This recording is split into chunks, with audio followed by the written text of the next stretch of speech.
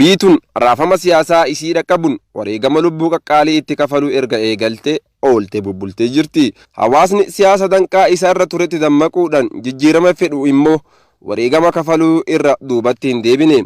Uummanni Oromoo danqaa isaa irra jirutti dammaquudhaan qabsoo hadhaawaa walirraa hin cine taasisuudhaan har'a gahe qabsoo dabarse keessatti ilmaan isaa 5,000 ol ta'u itti wareegee kanneen lakkoofsi isaanii hedduu ta'e immoo lafeen itti caccabde dhiignis itti dhangala'ee hooggansi ODP amma jiru kun gara aangootti akka ol dhufu taasisee jira. Uummanni kana dura qabsoo hadhaawaan as gahe abdii horatuu eegale deebi'ee dukkana biroo akka of duratti ilaalu wantoonni fi gochoonni taasisan biroo mul'atuu eegalanii jiru. Keessaayyuu torbeewwan arfan dabarsine kana keessatti ilmaan isaanii beekumsa sassaabuudhaaf gara manneen barnoota olaanoo ergaman irratti ajjechaan raawwatamuu eegalee jira. Mana barnoota olaanoo yuunivarsiitii Waldiyaatti barattoota Oromoo eenyummaan sabummaa isaanii adda baafamuudhaan aggaammiin hammaataan irra gahaa jiru hordofuudhaan jiraattonnii fi barattoonni manneen barnoota bulchiinsa magaalaa Shaashamannee hiriira bahuudhaan dhaadannoo fi yaada addaa dhageessisanii jiru. Yaadaa fi dhaadannoowwan jiraattonnii fi barattoonni manneen barnoota bulchiinsa magaalaa Shaashamannee dhageessisaa turan isin biraan geenyaati. Hanga xumura sagantichaatti nu wajjin turan affeerraa keenya.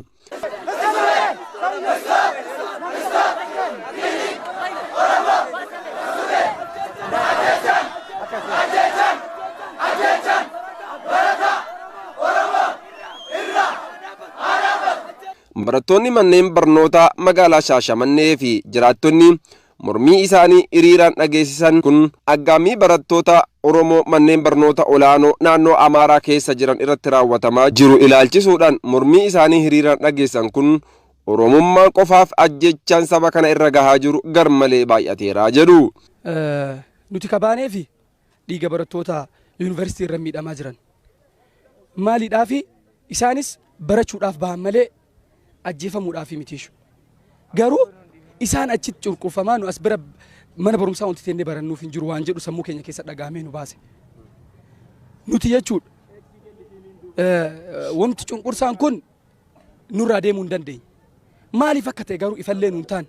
Har'a wanti as nu dhaabe foon kiyya tunarraa murame foon kiyya tunarraa du'ee lafa jira santu na baasee jedha. Har'a wanni baheefi hiriiraaf ba'ee hiriirni immoo maalidha? Obboleeyyan kiyya ka yuunivarsiitii waldaa jiran achi sababa isaan uummataniif sababa saniif ba'e.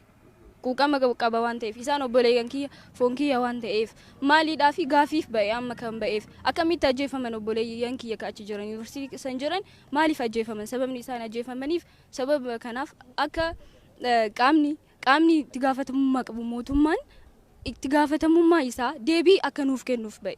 Taateen kaleessa ta'e taatee ajaa'ibaati. Nuti biyyi keenya kun biyya nagaati jenneetiin yeroo baay'ee dubbanna. Garuu shirri kun shirra ta'e jedhameetiin Oromoo irratti xaxamaa jiru ta'uu isaa qeerroof qarreeniif uummanni Oromoo beekuu qaba.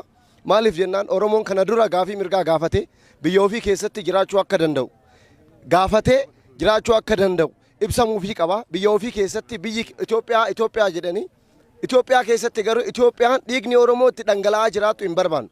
Oromoonis akka Oromootti uummannis akka uummataatti. Barattoonni keenya kana hiriira ba'anii jiran nus kan isaan maddii dhaabannee jiru dhiiga ilmaan Oromootti jige dhiiga barataa keenyaatti jige barattoonni kun waan nu godhan Oromummaa ofiitiif deemaniitiin ajjeefaman anaatu dhaame anaatu dhiiga kiyyatu jige kanaatu nu baasee nu.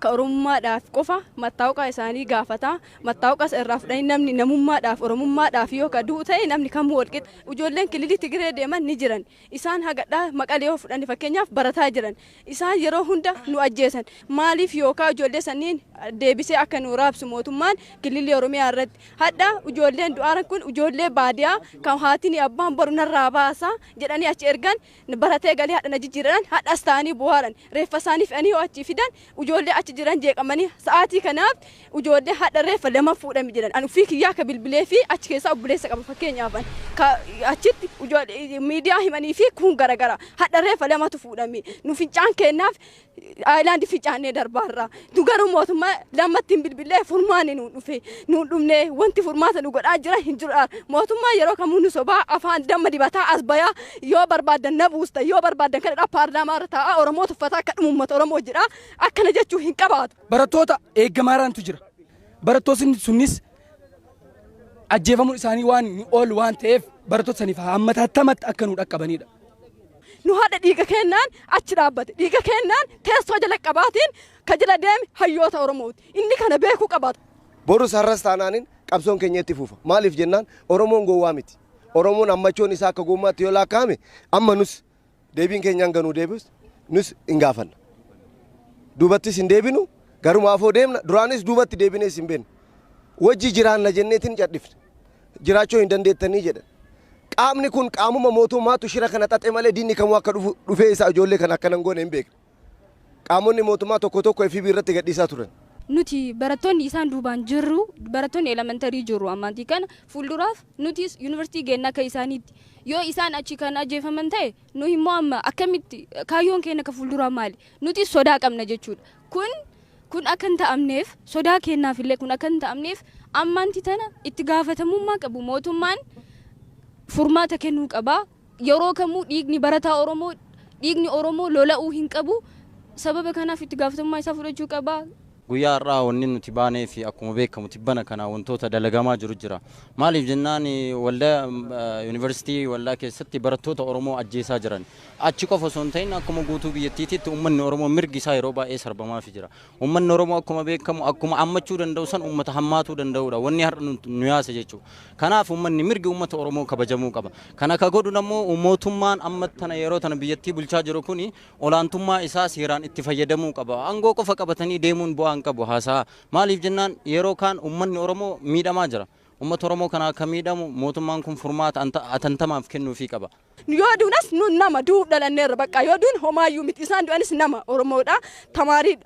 Nullaa dabarannee bakka wayii ganannee yaaduu hin dandeenyu. Mootummaan naannoo Tigraay barattoota isaa barattoota naannoo sanii gara mootummaa Amaaraa erguun hin ergine waan ta'eef uummata Oromoo ammoo uummanni uummata nagaati homaa namni nama ajjeesu hin jiru namni nama waa balleessu hin jiru deemaa ture. Kanaaf amma harmeen uummanni maatiin ijoollee kana yeroo baay'ee gammachuun ilmi kiyya baratee naa gala jedhee gaddaan yoo itti galu maaltu itti dhagama ka jedhu wanni har'a hiriirta kana nu baase. Kanaaf mootummaan ani ammallee wanni ani jedhu mootummaan kun itti gaafatamummaa ofii bahuu qaba. Uummanni Oromoo miidhameera wanni uummata Oromoo miidhuuf mirga abbaa biyyummaa kana uummanni akka lammii lammaffaatti jiraataa jira. Uummanni Oromoo biyya kana keessatti mootummaan itti gaafatamummaa fudhachuu qaba ammallee mootummaan dirqama ofii bahuu qaba jedhaan. Sabni kun aadaa nama ammatuu fi kabajuu kan horatee fi sabaa fi sablammiilee ammatee akka bulu kan godhe duudhaa fi aadaa ganamaa sabni kun horatee as gahedhaas jedhu. Aadaa fi duudhaan ammatu kun falaasama hooggantoota siyaasaa ODP ta'amee ilaalamuun ammas dogoggoraa jedhu dargaggoonni magaalaa Shaashamannee. Dhugama dubbachuuf nuyi aadaa qabna safuu qabna. Aadaaf safuu kennan nu qabe malee wanti taateen ta'amaa jiru akka har'a guyyaa dhabaanee barataa miti jiraataa Oromiyaa keessa jiru sabaaf sablammii akka Oromiyaa keessaa baasnudha. Garuu kana godhu nu dhoggu aadaaf safuu qabna nu. Baasoo waan yeroo tokko haasamu jira. Warri mootummaa biyya bulchu kun siyaasa nurra fayyadama. Nu siyaasa isaaniitii miti ka sabaaf sablammii waliin nu bulchu. Sirna ittiin bultuu magadaa kennaatii fi aadaa kenna. Kana haa beekanii mootummaan siyaasa nurraa haa dhaabanii kanaa booda jechuudha.